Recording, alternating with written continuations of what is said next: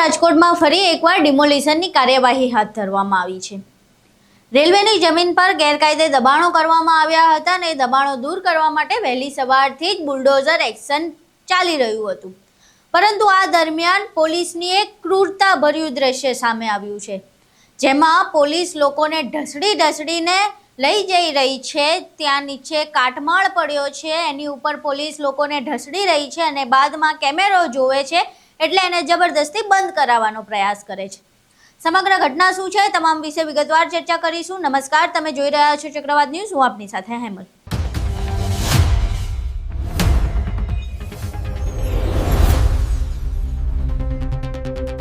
રાજ્યમાં અવારનવાર પોલીસની ક્રૂરતા ઉપર પ્રશ્ન થતા હોય છે।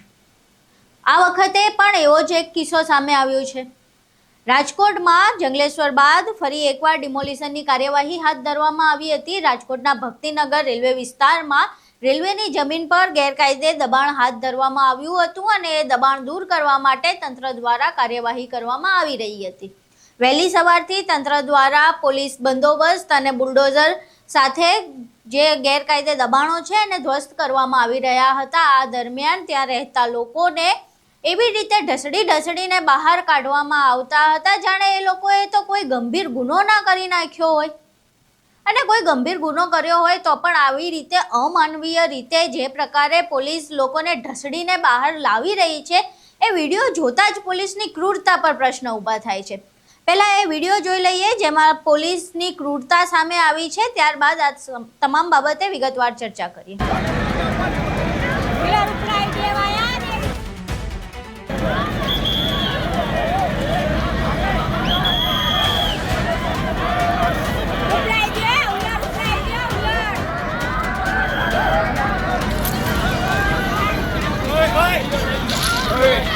અહીં તમે વિડીયો જોયો જેમાં પોલીસ આ લોકોને ઢસડીને લઈ જઈ રહી છે।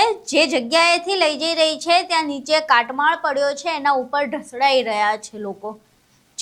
જે ઘર હતા એ ઘર તોડી પાડ્યા ને એનો કાટમાળ નીચે પડ્યો છે, એની ઉપર ઢસડી રહી છે। કેટલું વાગતું હશે ત્યાં। પાછું પોલીસ કેમેરો જોવે છે એટલે કેમેરો બંધ કરાવવાનું કહે છે, કારણ કે પાછી એમની પોલીસ જે ક્રૂરતા કરે છે પાછી સમાજને દેખાઈ જાય તો। કારણ કે જે પ્રકારે આપણા ગૃહ રાજ્ય મંત્રી હર્ષ સંઘવી પોલીસના વખાણ કરે છે કે પોલીસ મિત્ર જેમ લોકોની સાથે વર્તે છે, એમની જે ખરી હકીકત છે ઉજાગર થઈ જાય તો એટલે કેમેરો જોઈને પોલીસને પાછું એ યાદ આવે છે કે આ બધું કેમેરામાં નથી બતાવવાનું, એટલે કેમેરો બંધ કરવાનો ઈશારો કરતા જોવા મળે છે। આ એક દ્રશ્ય છે જે કેમેરામાં કેદ થયું ને હવે પ્રશ્ન થઈ રહ્યો છે કે આવા બીજા કેટલા દ્રશ્યો હશે જે કેમેરામાં કેદ નથી થયા। એવી કેટલી પોલીસની ક્રૂરતા હશે જે કેમેરા સામે નથી આવી ને આપણી સામે નથી આવી, પરંતુ આ જે મોટા મોટા ડિમોલિશન થઈ રહ્યા હોય છે એમાં પાછળથી થઈ રહી હશે। તમામ જે દ્રશ્ય સામે આવ્યા છે તેમાં પોલીસની કાર્યવાહી પર ખૂબ જ ગંભીર પ્રશ્નો ઊભા થઈ રહ્યા છે। પ્રશ્ન એ પણ થઈ રહ્યો છે કે પોલીસ જે પ્રકારની ક્રૂરતા કરી રહી છે તો શું આ તમામ પોલીસ ઉપર કોઈ કાર્યવાહી કરવામાં આવશે? અને જો આ લોકોને આવી રીતે ઢસડીને લઈ જવામાં આવે છે, જે સામાન્ય ગરીબ જનતા છે એમને આવી રીતે એમના દબાણના કારણે ઢસડીને લઈ જવામાં આવે છે, તો રાજ્યમાં જે મોટા મોટા ગુનાઓ કરે છે, જે ભ્રષ્ટાચારો કરે છે, જેના ભ્રષ્ટાચારના કારણે હજારો લોકો મોતના મોઢામાં જતા રહે છે, મોત એમને ભરડી જાય છે, એવા લોકો ઉપર તો પોલીસ ક્યારેય આવી કાર્યવાહી કરતી જોવા નથી મળતી। પોલીસનો દંડો હંમેશા નાના લોકો પર જ વાગે છે। ક્યારેય આપણે તો ન જોયું કે મોટા મોટા ગુનેગારોના વરઘોડા નીકળ્યા હોય કે મોટા મોટા ગુનેગારોને આવી રીતે ઢસડીને લઈ જતા હોય, ત્યાં એવું કશું જોવા નથી મળતું। પણ જ્યારે ગરીબ જનતા હોય અને એ કંઈ ગુનો કરે તો પોલીસની આવી ક્રૂરતા સામે આવે છે।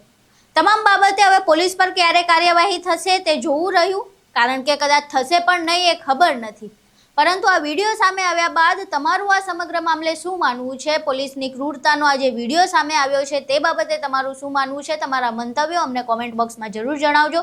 વિડીયો પસંદ આવ્યો હોય તો લાઈક કરજો, શેર કરજો અને ચેનલને સબસ્ક્રાઈબ કરવાનું ભૂલશો નહીં। નમસ્કાર।